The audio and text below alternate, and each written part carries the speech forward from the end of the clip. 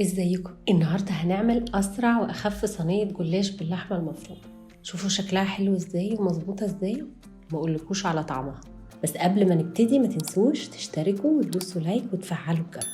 هنحتاج بقى كيلو لحمه مفرومه، صلصه، بهارات وملح وفلفل، انا بستخدم بهارات الضحى، وبصله متوسطه، ولفه جلاش وزيت، وهسقي في الآخر بالتسقية السرية نص كوباية لبن وتوم. يلا نبتدي. اللحمة المفرومة المعصجة بتكون أحلى وأطعم بكتير جدا لما اللحمة تتحمر الأول. فهحط الزيت واللحمة على نار عالية.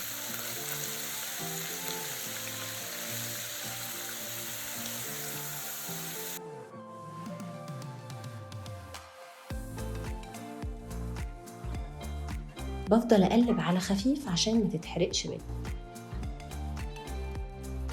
هضيف التوابل بتاعتي، الملح والفلفل والبهارات. شايفين؟ هقلب على خفيف كده، ولما يبتدي كده لونهم يتغير هحط البصل المفرومة طبعا. هوطي النار وأقلب.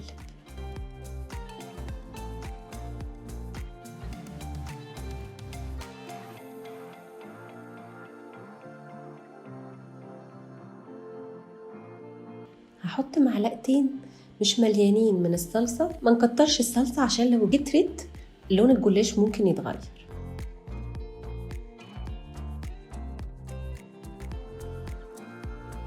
هغطيها بقى واسيبها تستوي على نار هادية تقريبا ربع ساعة. واللحمة المفرومة بتستوي هبتدي بقى احضر صينية الجلاش، واحط نصه في الصينية، هدهنها كويس بالزيت والاطراف. انا مش عايزة الجلاش يلزق مني وانا بشيله.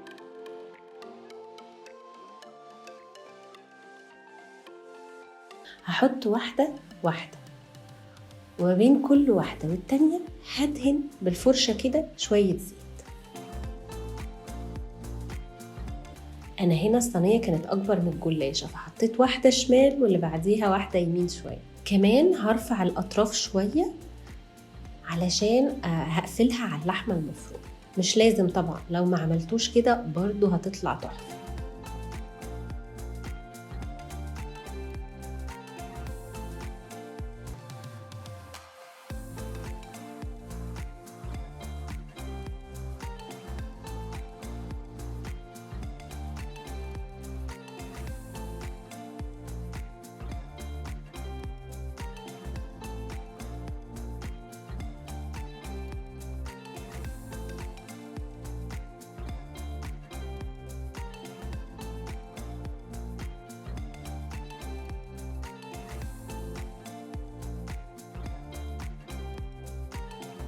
لحد ما أوصل لنص لفة الجلاش، وأجيب بقى اللحمة المفرومة وافرشها كويس في الصينية، بالذات عند الأطراف.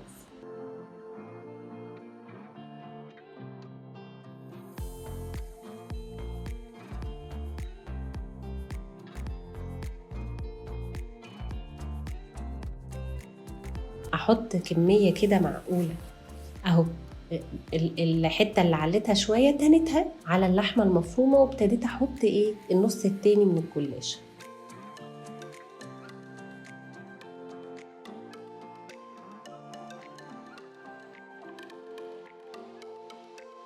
وبنفس الطريقة ما بين كل واحدة والتانية شوية زيت، وكمان بحاول أحط الأطراف بقى لجوه شوية.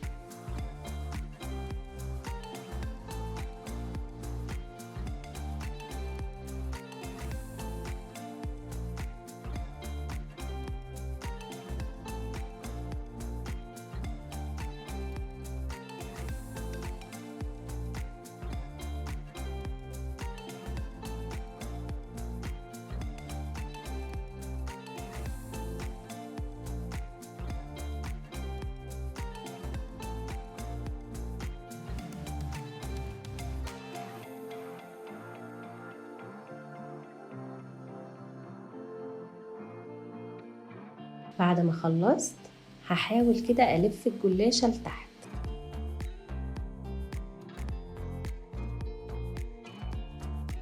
وبعد كده نقطعها زي ما احنا عايزين.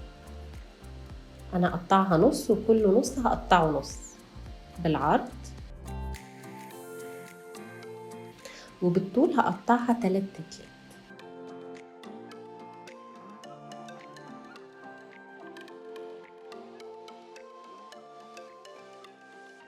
هحطها في الفرن لحد ما وشها يحمر، وهي في الفرن هاخد فص تومة على اللبن بتاعي واقلبهم كويس.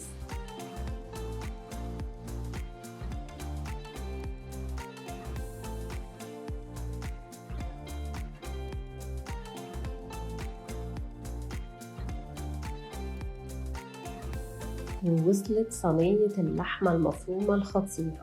شوفوا لونها يجنن ازاي وهي سخنة بقى. احط اللبن بالثوم، مش عايزة اقول لكم الريحة بجد يا جماعة.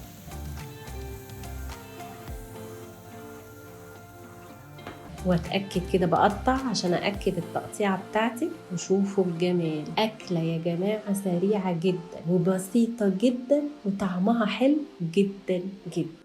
بالهنا والشفا.